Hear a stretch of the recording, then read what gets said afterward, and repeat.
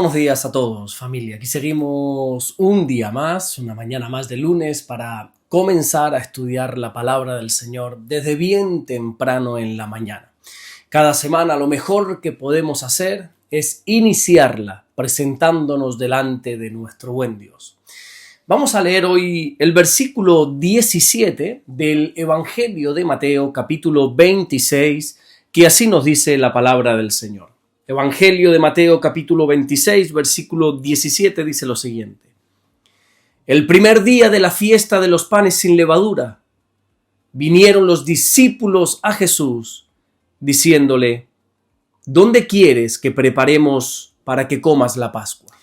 Comenzamos con este versículo a estudiar lo que nosotros conocemos como la última cena, que es ese momento cuando Jesús se reúne con sus discípulos por última vez antes de ser crucificado. Mateo nos sitúa en un día en concreto que era el primer día de la fiesta de los panes sin levadura. Te voy a explicar qué significa esta fiesta.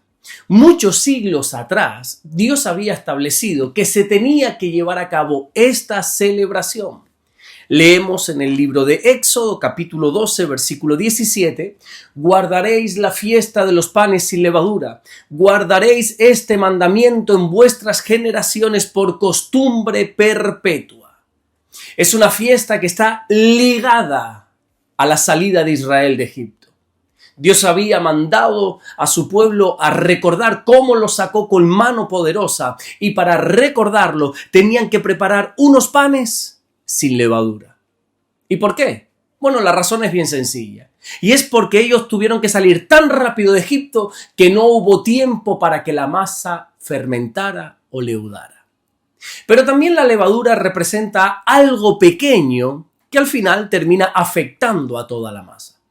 Así lo explicó el apóstol Pablo cuando escribiendo su carta a la iglesia de Galacia, en el capítulo 5 y en el versículo 9, dijo algo así como de un poco de levadura que leuda toda la masa. Esa masa crece en gran manera cuando le echas levadura. Y de la misma manera sucede cuando comenzamos a tolerar pecados pequeños, que aunque parezcan pequeños, al final terminan afectando, leudando toda nuestra vida. Así que el pan sin levadura representa una vida limpia delante de Dios. Cuando los israelitas quitaban toda la levadura de sus casas, estaban recordando que Dios los había separado para Él. Era como si Dios les dijera, así como quitáis la levadura de vuestra casa, de vuestros panes, quitar también el pecado de vuestro corazón. Ahora bien, ya nosotros no celebramos esta fiesta como la celebra Israel, pero sí debemos vivir su significado. Todos tenemos levadura que debemos sacar de nuestra vida, como por ejemplo malas actitudes, rencor, orgullo, mentiras, pecados ocultos, mundanalidades, un largo etcétera. Así que la pregunta no es si hay mucha levadura o poca levadura, porque vuelvo y repito, todos pecamos. Juan dice en la primera carta que escribe en el capítulo 1 y en el versículo 10 que si decimos que no hemos pecado, le hacemos a Dios mentiroso y su palabra no está en nosotros. Por eso creo que la pregunta correcta es, ¿estamos luchando para sacar esa levadura? ¿Estamos luchando para sacar ese pecado de nuestra vida? Bueno, volvamos al versículo de hoy. Mateo nos dice que era el primer día de los panes sin levadura. Y sin embargo, los discípulos le preguntaron al Señor, le preguntaron a Jesús, que dónde quería que se preparase la Pascua. Bueno, entonces, ¿en qué quedamos? ¿Es una fiesta o es otra? Bueno, es que estas dos fiestas, la fiesta de los panes sin levadura y la fiesta de la Pascua, están íntimamente relacionadas hasta el punto de que muchas veces se mencionan como si fuera una sola fiesta, una sola celebración. Las dos fiestas recuerdan el momento en el que Dios liberó al pueblo de Israel de la esclavitud de Egipto.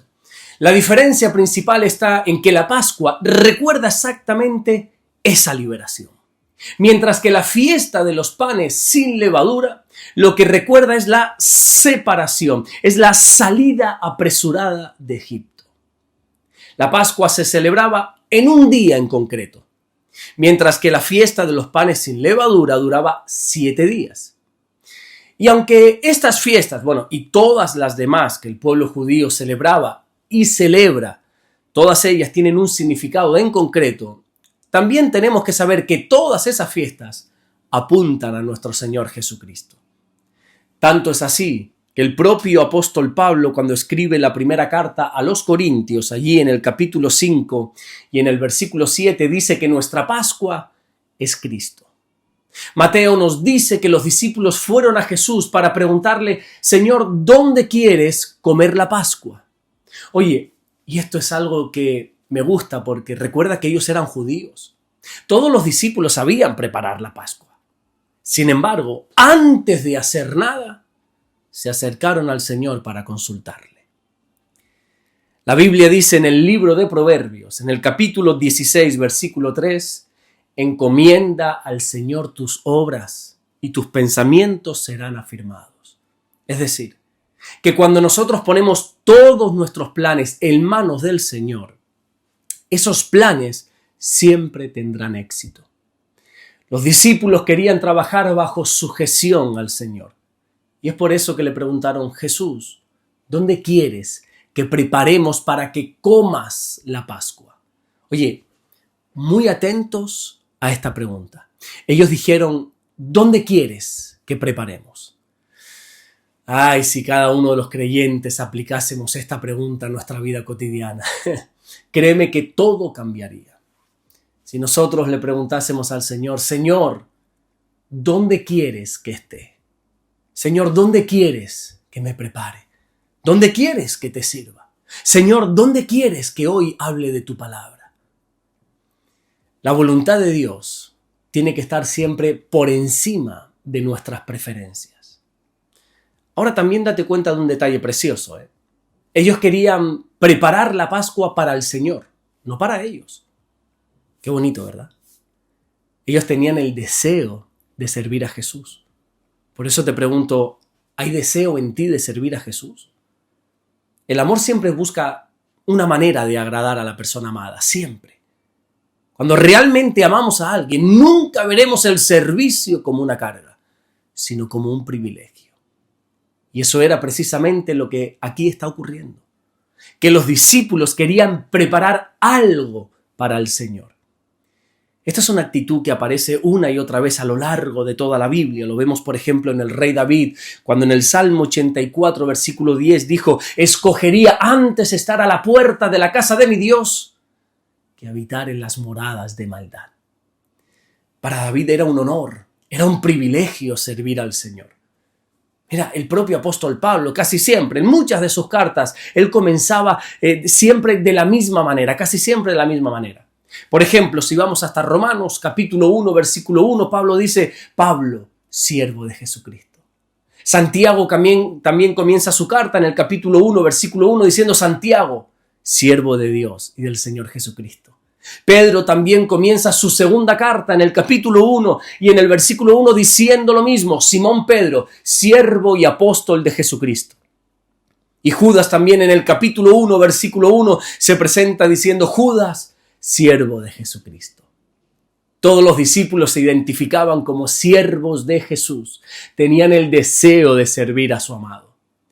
Y si aquellos hombres, los discípulos, sintieron el honor, el privilegio de preparar una cena para Jesús, ¿cuánto más nosotros deberíamos sentir el honor, el privilegio de entregar nuestra vida entera a aquel que entregó la suya por nosotros?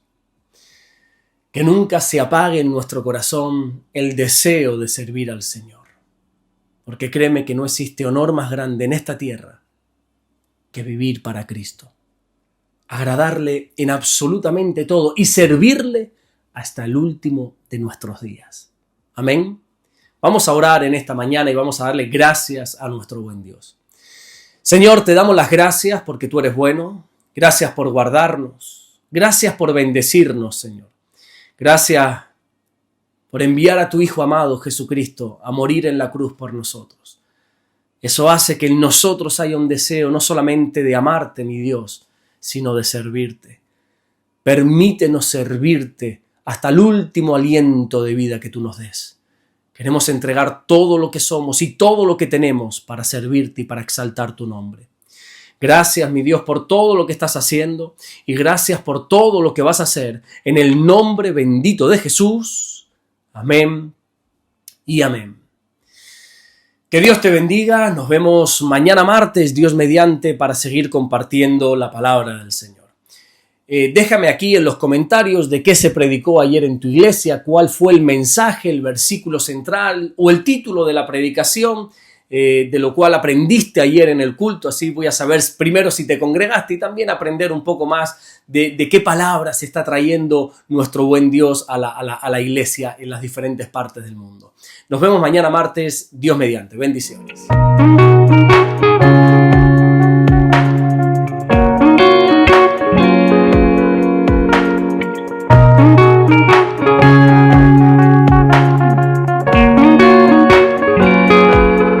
Descubre Caminando en Amor y Verdad del pastor Alberto Ares. 50 lecciones prácticas para tu vida diaria, basada en las cartas del apóstol Juan. Aprende a caminar en luz y enfrentar el pecado y fortalecer tu fe con un lenguaje cercano y real. Consíguelo hoy mismo en Amazon.